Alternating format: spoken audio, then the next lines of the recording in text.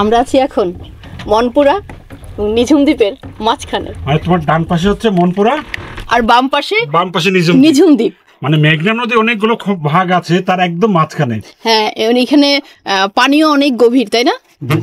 কত হাত পানি হবে? 30 হাত পানি আছে। 30 হাত, 30 হাতের মতো পানি, অনেক পানি। আপনার নাম কি? আমার নাম নোমান। নোমান, বা সুন্দর নাম। মানে কি মাছ ধরছেন এগুলো? চিংড়ি মাছ, ইসে মাছ বলি, যেটা আমরা বাংলাতে ইসে মাছ বলি। মাছ দেখার জন্যই আসছি, মাছ ধরার নৌকা। আচ্ছা, এটা চিংড়ি মাছ না? আমি একটু ধরি। ধরেন। একদম তাজা চিংড়ি মাছ, মানে একদম কাচের মতো স্বচ্ছ। মানে তাজা মাছ যখন মরে যায় তখন আস্তে আস্তে একটু ঘোলা হয়ে যায় না রংটা? একদম একদম তাজা, মনে হচ্ছে যে একদম কাচের টুকরা। আর কি মাছ আছে? এই যে উলফা মাছ আছে। এটা কি এই যে চকচক করছে? এটা হলো উলফা বসে। উলফা না? এগুলো কোথায় নিয়ে বিক্রি করবেন? এগুলা বাজারে নিয়ে বিক্রি করবো ঘাটে। এখন এই চিংড়িগুলো কেজি কত করে বিক্রি হবে? 250 টাকা। 250 টাকা। আর এই উলফা? উলফা তো যে টেরি হিসেবে 1000, 1200, 800। এটা কি খায়? চচ্চড়ি না? হ্যাঁ।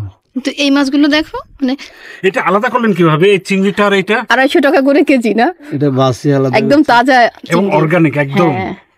একদম নদীর। নোমান জি, আপনার বাড়ি কই? আর নিঝুম দ্বীপে আছে, মনপুরে আছে, দুটো জায়গায়। দুই নৌকায় পা না, আপনি দুই দ্বীপে পা দিয়ে এক নৌকার মাঝখানে বসে আছেন না? হ্যাঁ, দুই দ্বীপে, ভালো বলছো। আমি দুই নৌকায় পা, এই আমরাও কিন্তু দুই নৌকায় পা। না না, এটা আমাদের নৌকা। আমাদের নৌকাটা পাশে। আমরা আসলে এই মানে মাছ মারাটা দেখে আমরা একটু ভাবলাম যে কথা বলে যে মানুষের সঙ্গে কথা বলে ভালো লাগে। নোমান, কত বছর ধরে মাছ মারেন? আমি এখানে ছোট থেকে মাছ মারি। একদম ছোট থেকে? কত বয়স হবে তখন থেকে? 8-9 বছর বয়স থেকে। আর এই নৌকাটা কার? নৌকাটা আমার নিজে। আপনার নিজে? কি কি মাছ ধরে? এই মাছে ধরি বিন্দি মাছ, চিংড়ি মাছ, সেমা মাছ, ওই ছোট ছোট জাল দিয়ে না? আচ্ছা, আপনারা যত মাছ ধরেন সব মাছের কি নাম জানেন? সব জানি। মানে এই যে সমুদ্রে, নদীতে এত মাছ, সব মাছের নাম জানা আছে? জানি। সেমা মাছ, চিংড়ি মাছ, ইসা মাছ, মানে এগুলো তো আমরাও জানি, শহরে বসেও জানি। রিসা মাছ, তো অনেক ধরনের তো মাছ, তাই না? ইলিশ মাছ ধরেন না আপনারা? ধরি, বর্ষায় ইলিশ মাছ। এখন তো ইলিশ মাছ ধরা বন্ধ, তাই না? জি, এখন অভিযান আছে তো ইলিশ মাছ ধরা বন্ধ।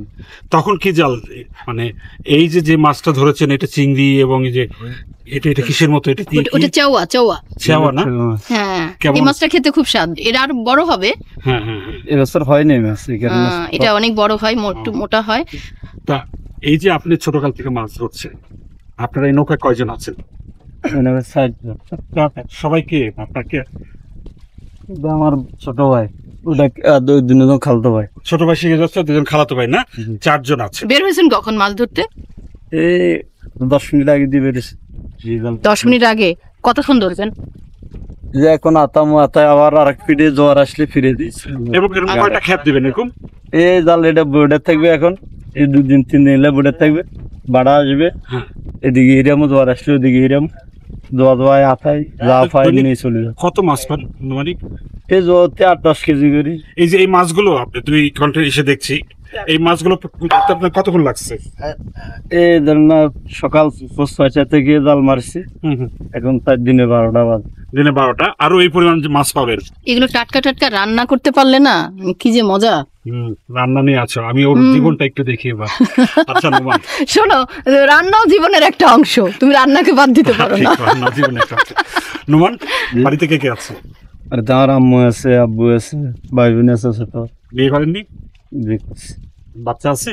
আছে, একটা মেয়ে, 2টা। হ্যাঁ, আপনার দৈনিক কত টাকা ইনকাম হয়?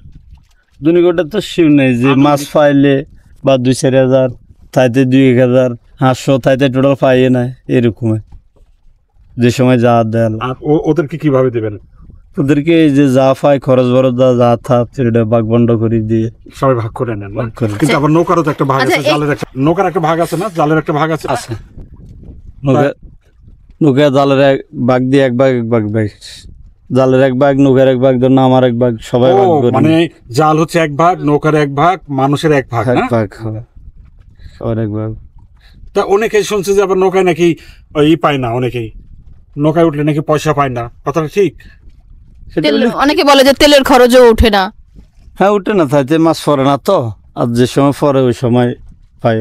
যখন মাছ পড়ে, কোন সময়টা মাছ বেশি পড়ে? এই যে এখন 2-1 জোয়া বাজবে 2-4 জোয়া এবার আবার ফরে না তো জাল উঠাইলে চলে যায় আবার 2-4 দিন হরে আমি হালাই। কোন মাছ ধরে লাভ বেশি, এই যে এই মাছ নাকি ইলিশ মাছ? ইলিশ মাছে ধরলাম। ইলিশ মাছে ধরে লাভ বেশি না? আবার কবে থেকে ধরবে ইলিশ মাছ? ইলিশ মাছ 3 মে অবরোধ শেষ হলে ধরুম। এই অবরোধ শেষ হবে না? 3 মাস অবরোধ চলে এখন মানে ইলিশ তো এখন ডিম ছাড়ে এই সময়, এই জন্য না ধরা মানে এখন ধরলে ধরা পড়লে মা ইলিশ ধরা পড়বে। দেখ মানে মা ইলিশ ধরা পড়লে কি হবে, আমরাও মাছ খেতে পারবো না, আপনারা মাছ ধরতে পারবেন না, নাকি শ্রী? মানে এই অবরোধটা হচ্ছে ভালোর জন্য না, ভালোর জন্য। আপনার দেশের মানুষ ইলিশ খেতে পারবে, জেলেও বাঁচবে। কি মনে হয় আপনার কি পছন্দ হয়েছে অবরোধ? অবরোধ আমার পছন্দ, সরকার অবরোধ দেয় ভালো। আচ্ছা নোমান, এই যে টাটকা মাছ, এই মাছ নৌকার মধ্যে কখনো রান্না করছেন? হ্যাঁ রান্না করছি। তাই কেমন লাগে খেতে? খেতে অনেক ভালো, অনেক ভালো চিংড়ি লাগে। মাছ তো, আরো কাছে ধরে চিংড়ি মাছ খেতে অনেক ভালো। আমরা এই যে ছুলি আজকে রান্না করবেন না, আমরা এখন বাচ্চারা নিয়ে বাসায় যাই খাই। আজকে রান্না করলে তো আমরা খেতে পারতাম।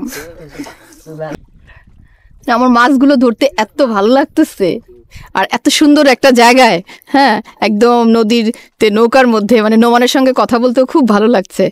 খুব ভালো লাগতো যদি রান্না করে খেতে পারতাম এই মাছগুলো। একদিন খাবো নিশ্চয়ই নোমান, ঠিক না? নোমান দাওয়াত দেবেন না? হ্যাঁ জি, কোন একদিন আবার আসলে খাওয়াবো। হ্যাঁ নোমান, অনেক ভালো থাকবেন, ঠিক আছে? ইনশাআল্লাহ।